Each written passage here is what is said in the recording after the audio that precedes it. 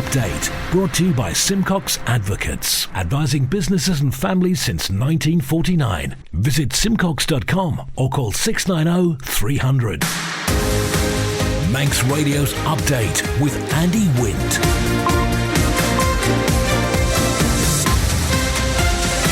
First of May, good evening at 5:30. This is Update for Tuesday, 9th of January 2024 from Manx Radio. 30 minutes looking at the latest news on the Isle of Man. Background to that news and sport and business and Sea Watch and travel updates on the newsmakers in person. This evening, the COVID review criticises steam packet isolation rules. Heritage Railways need a strategy. 3 selected for Patrick Commissioners. The new Laxey Wheel entrance has been dropped, and almost 600 wallabies inhabit the Currachs. Man Benham for all your business and legal needs.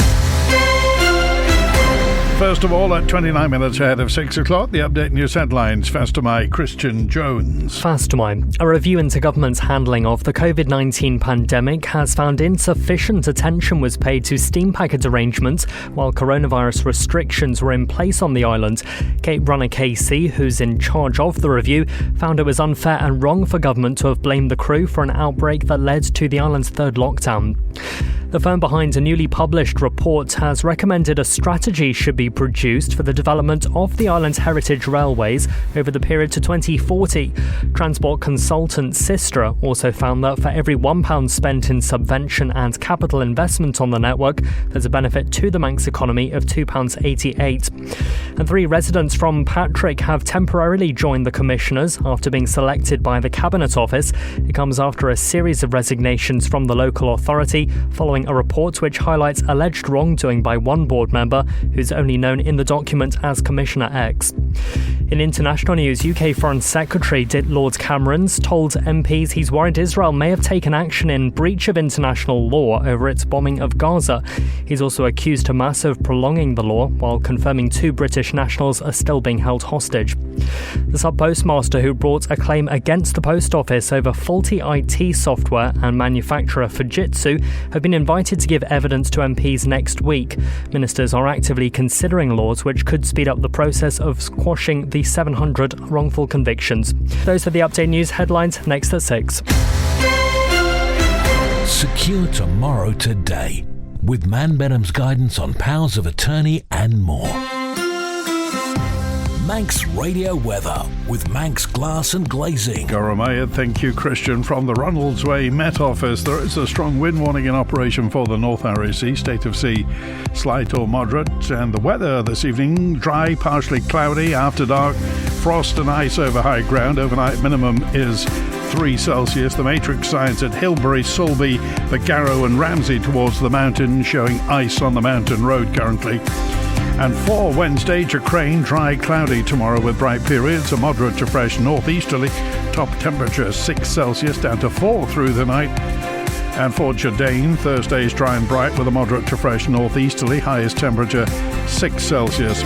Tides on the way back in, high waters 4 minutes after 10 tonight, low tide 27 minutes after 4 a.m, sunrise 26 minutes before 9, and the morning high water 14 minutes past 10. Manx Glass and Glazing are proud to be an approved contractor with Construction Isle of Man. Call the team on 674 573 or visit the showroom on the Snugborough Trading Estate.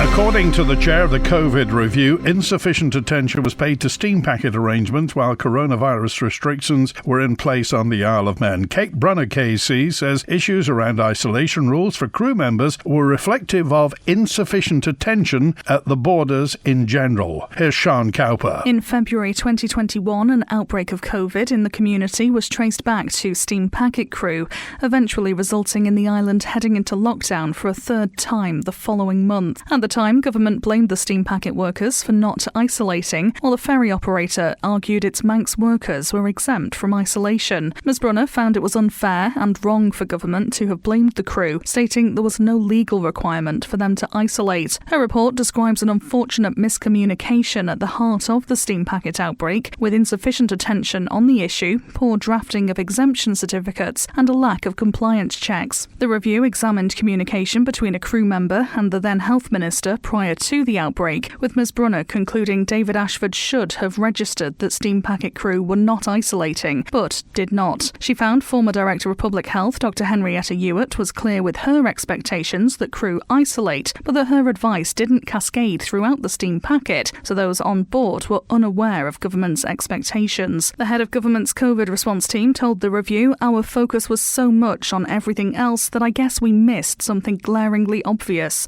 Ms Brunner states there should have been a system in place for spot checking, that self-isolation expectations were being followed, and that proactive consideration should have been given to extra testing for crew members, as well as early vaccination. The steam packet did ask for its workers to be prioritised for jabs in December 2020, but it was February 2021 before the request, which was ultimately denied, was considered by the Council of Ministers. Ms Brunner says the ministers and officers who gave evidence to her review accept the steam packet should have been offered more involvement in decisions. 24 minutes before 6 this Tuesday evening on the Isle of Man, the motor vessel Manxman just arrived in the inner harbour and going astern onto the link span. A strategy should be produced for the development of the Isle of Man's heritage railways over the period to 2040. One of a number of recommendations in the newly published report by the transport consultants Sistra. Christian's back with the full story. Transport consultant Sistra found that for every £1 spent in subvention and capital investment on the heritage railways,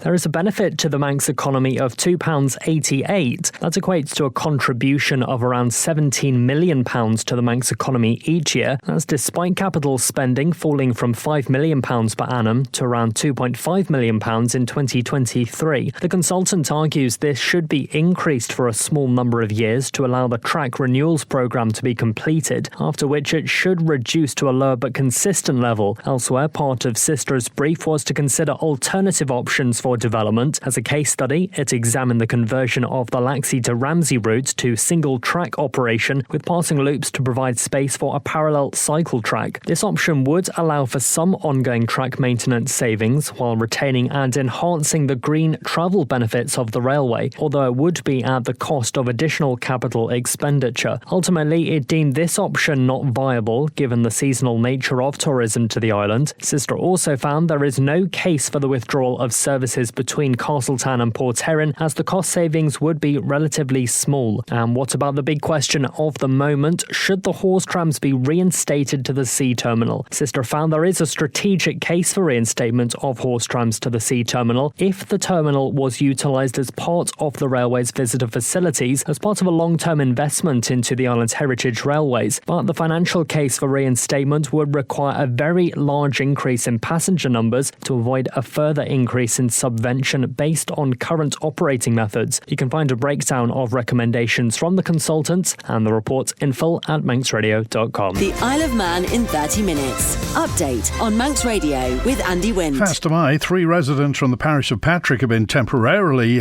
joined to the commissioners after being selected by the Cabinet Office. It comes after a series of resignations from the local authority following a report from the previous Tynwald Commissioner for Administration, Angela Main Thompson. Here's our local democracy reporter Emma Draper with the story. The new temporary board members are David Talbot, Margaret Killier and Gordon Clegg. Each were selected by the Cabinet Office to fill in the gaps of the resigned members whilst a by-election notice is being served and elected members are brought in. David Talbot, who was chosen as chairman due to the absence of Roger Banks-Jones, explained the roles to me. We've been invited by the Cabinet Office to take up a temporary position until such time as been successful applicants as a result of the advert that will go into the paper this week. How were you selected for the role?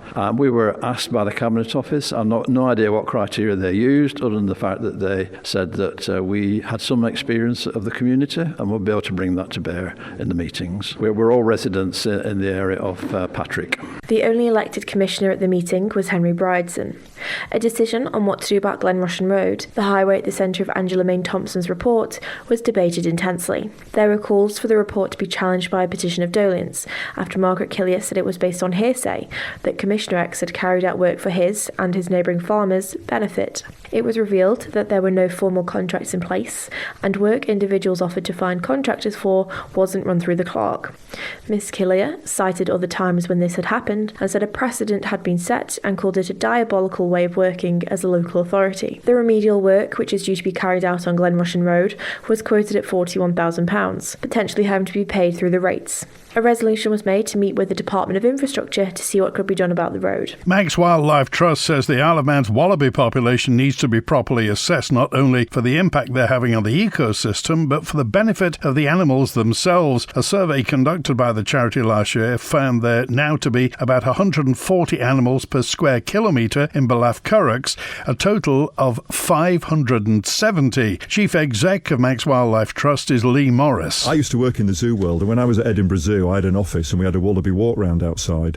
So I know how popular it is for people because they go in there, but I also know that if you wanted to breed a red-necked wallaby as a zoo, you had to go through the European Association of Zoos and Aquariums, and you had to speak to the stud book holder who would control the gene pool and which wallabies could cross with which wallabies to ensure that there was no inbreeding. So that's how the zoo world works to make sure that these problems are mitigated against. Now, I don't know with red-necked wallabies whether, I can't believe 100 escaped from the wildlife park, so however many escaped have bred as a population. Now, the last time I was in the Currachs, there was a wallaby completely blind. It was running around the field, bumping into trees, tripping over itself. Now, I don't know if that's just what wallabies do, but even if you're the most fervent supporter of wallabies in the Isle of Man and that they're here to stay, surely we don't want them unhealthy. We need to understand this population because it's not half a dozen, it's hundreds. So we as an island, and this is very much our standpoint, we need to understand the wallabies better and make some informed discussions and decisions about what we do next. Sea Watch with the Isle of Man Steam Packet Company. Motor vessel Manxman left Heysham a minute past 2. She's into the inner harbour, almost on the link span as I speak, and will be discharging fairly shortly. Once loaded, she'll be leaving at 7:45 this evening over to Heysham, arriving there about 11:30. The overnight departure's 2:15, back to Douglas at 6 in the morning. And the morning departure from Douglas to Heysham, 8:45, motor vessel Manxman. Follow the Steam Packet on Twitter for the latest sailing information.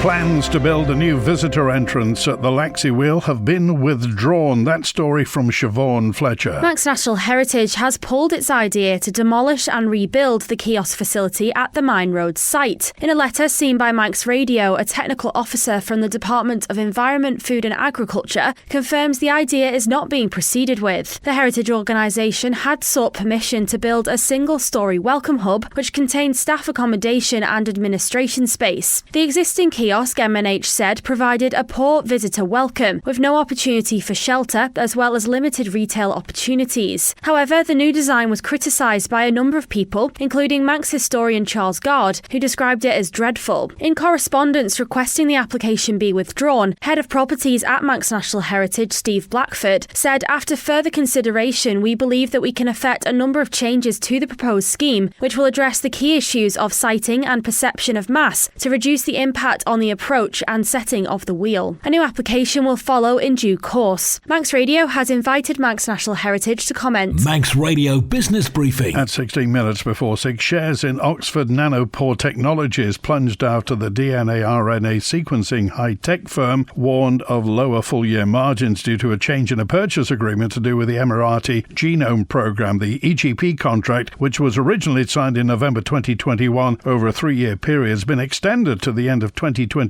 However, the outstanding purchase commitment under the original agreement has now been removed. And for a full daily market report, go to ramseycrookall.com. Weeks of shipping disruption in the Red Sea could start to weigh on the global economy, report Axios News, with DHL advising clients to revise their inventory strategies if necessary to avoid disruptions. Shipping container rates from ports in India to the United States have spiked by nearly 70% and have almost doubled or even tripled for certain regions in Europe. Attacks on commercial vessels by Yemen's Houthi militants have forced shippers to reroute around the southern coast of Africa, producing higher costs across the board and potential product shortages for retailers. China's largest shipping carrier, Costco, yesterday announced it was also suspending trips through the region. $200 billion worth of goods have so far been diverted for around the Cape of Good Hope. Costco accounts for almost 11% of trade market share. Shipping giant Maersk said it's diverting all vessels around the Cape of Good Hope for the foreseeable future and denied that any safe passage deal's been reached with the Houthi militants. Analysts are warning that the crisis could trigger an inflation spike as consumers start to feel the impact this spring. Global shipping problems have been made worse by the reduced capacity of a drought-ridden Panama Canal, which normally handles 8% of shipping volume. The Stock Market Report, brought to you by Laxey Wheel. UK and European markets retreated, reversing earlier gains. The dollar edged higher and dipped against the yen. Oil rose after sliding in previous sessions, and gold gained while focus shifted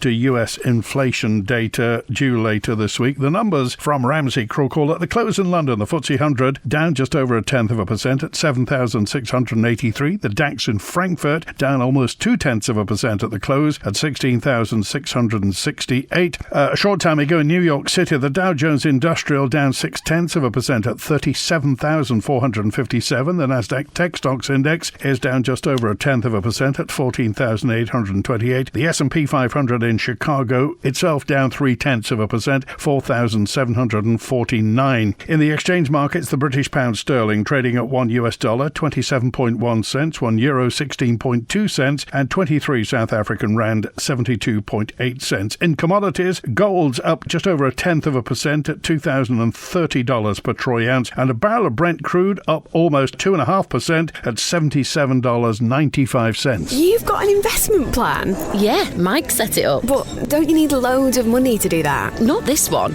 It's called Shearwater from Laxey Wheel, and you pay in monthly as little as £100. So it's like saving regularly, really helping us invest in the future. For a house, or the kids' education. £100 a month? I could easily do that. You should. The sooner you start, the better. Invest in your future with as little as £100 a month. Shearwater from Laxey Wheel, the island's investment specialist for 75 years. Call 717171 or visit ramseycrookall.com.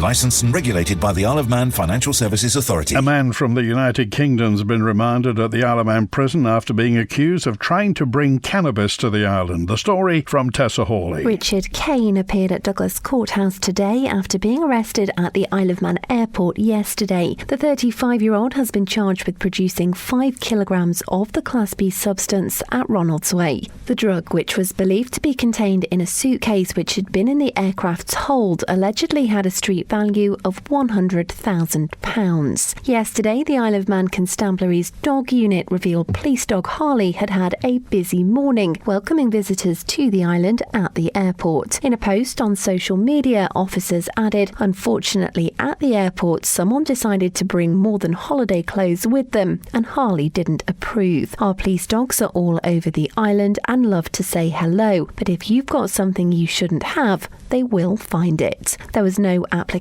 for bail, and Mr. Kane was remanded in custody until his next court appearance on the 23rd of January. Update brought to you by Simcox Advocates, advising businesses and families since 1949. Visit simcox.com or call 690 300. Manx Radio Sport. Pastor Mike, Christian Jones. Pastor Mike, good evening. It would appear motorsport fans are being dealt a blow after it was announced there'll be no Ulster Grand Prix this year. Organisers say despite recent positive negotiations with stakeholders of the event, there's no longer enough time to find a solution to ongoing insurance issues. All motorcycle racing in Northern Ireland was scrapped last year, including the Northwest 200 due to those problems, though that particular race and Armoy are expected to return this year. The Dundrodan District Motorcycle Club says it remains committed to reviving the Ulster Grand Prix and will continue to work towards achieving that goal. Meanwhile, in snooker, Jackson snuck past Finchhill Rockets 3-2, pushing them just a couple of points away from the top of the league. Peel Legion suffered at the hands of Finchhill Musicians B with a 2-3 result, which places the Musicians B in pole position of the Rockets. Maloo remain at the bottom after claiming their third win of the season over Q-Zone Masters. That clash saw a 2-3 result. Finchhill Mob beat St Olaf's 3-2, and Finchhill Musicians A dominated Port St Mary Legion 4-1. And lastly, Douglas Snooker Bar Wallabies continued their streak of losses to make it 7 in a row, losing out to the Hurricanes with a 1-4 result. Manx Radio Travel, driven by Quayside Tyres and Service Centre. Inbound at Ronalds Way, the 10 to 8 Loganair from London City showing on time, and the 5 to 8 Loganair from Liverpool, the returning patient transfer, is on time. Outbound just one, the 6 o'clock Loganair to Liverpool, that's showing on time. On the roads, phased closures on the Ballakill Ferry Road in Colby for water main work. In Douglas, Hillside Avenue is closed for adjacent office window replacement through to Circular Road. A section of Switzerland Road's closed till November for construction work. Temporary lights on Lord Street between the bus station and Duke Street for scaffolding work, and also temporary lights on South Quay for gas repairs. Quay and Drogheda Road in Andrews is closed for phased water main work. Temporary closures on the Ballalai Road south of Kirkmichael for water main work. In Silverdale, the road's closed between the Ballamoda and the Fildraw Road for resurfacing. The road of the Green Farm closed between Nassau Road and Ballacory Road north of Ramsey for culvert work, and the Heritage Trails closed between Crosby and Glen Vine off-road for duct insulation work. Now tomorrow, be warned, Interruption City at Braddon Bridge until the end of this month. Weekdays, the road's going to be made one way for traffic heading east into Douglas from Braddon Church roundabout through to Quarterbridge, so that's one way into Douglas. Traffic heading west away from Douglas diverted onto the Newcastle Town Road, then onto Saddle Road. Through weekends, Braddon Bridge is closed to traffic in both directions, diversion signs in place. More details, and you'll need them, at manxradio.com. Quayside Tyres and Service Centre with 1 year's free engine warranty from Castrol. Get more with Quayside. And just a word to remember that the matrix signs from Hilbury to the Mountain, Solby to the Mountain, Barrow to the Mountain and Ramsey to the Mountain are advising ice on the Mountain Road. And MHK shared his concerns after a property development company owned by the Isle of Man Treasury recorded a loss of almost £500,000 last year. The Manx Development Corporation, which was created to regenerate brownfield sites across the Isle of Man, says it was expected, but it's not yet completed any developments. Douglas Central MHK former Infrastructure Minister Chris Thomas says the public needs to have more information. I found it quite surprising that the government's development company for brownfield sites is actually aiming to make a dividend and return it to government. I would have thought it was just facilitating the development of brownfield sites. I always like to think through what assumptions are being made now that will come to haunt us in years to come, and are we really happy with those assumptions that are being made? And the assumptions that are being made is, I learned from that annual report that perhaps they're not only going to let out these properties, apparently they might develop them and then sell them eventually. And even if they are going to let them out, who are they going to let them out to, and what are the values Does of this? Does the company have to have definite plans? Yeah, exactly. And I'm sure you say they haven't got them at the moment. They're cogitating. They probably have, but the only people who know about them will be the three ministers on the Brownfield Regeneration Steering Group. And I was never sufficiently senior minister, even though I was infrastructure minister, and you'd think these sorts of things were to do with infrastructure to get to go along to any of those committees. And so I think that the public, and certainly Quays members, need to have more information about the next 5-10 years, so we don't get into a steam packet Manxman Liverpool ferry terminal situation where assumptions have been made 4 years ago that are coming back to haunt us now. Update brought to you by Simcox Advocates. Communicating what opportunities are available will be important to cement the long term of athletics on the Isle of Man as another busy schedule beckons. Manx Radio's athletics correspondent Dave Griffiths says recruiting for volunteer roles is as vital as having competitors to take part. Certainly most of the big events will be very much as they have been traditionally. In the very short term, one I'm really excited about is the Lancashire Cross Country Championships, which takes place the first week in January, 6th of January at Witton Park in Blackburn. That's an event that's supported in great numbers by local athletes from the under-11 age group upwards. And I think this year we have got real talent and real medal potential in all the age groups from under-11 upwards, to be honest. And of course in February, we've got the English National Cross Country Championships. Is Sarah Aston going to be in shape to challenge to maintain her title from last year? And then to looking ahead to the Parish Walk and all the usual events. Yeah, it's really, really exciting, and I'm looking forward to it. I think it's sort of keeping athletics at the forefront. I think publicising the sport well is quite important as well.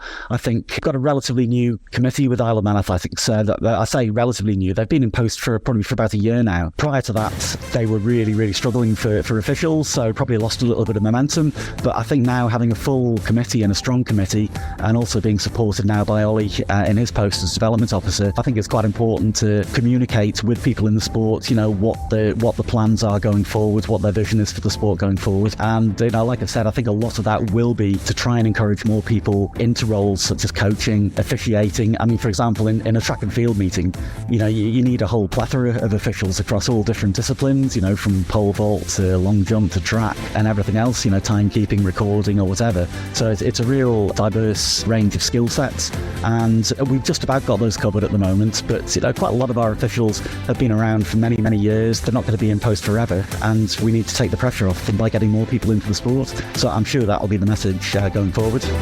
That's it for Update Tonight, compiled from the resources of Manx Radio's news department. Thanks to newsreader Christian Jones, producer Amy Griffiths. After the news at 6, Douglas Rotary at 100, and then Chris Kinley with Greatest Hits at 6:30, and I'm back tomorrow at 5:30. WINT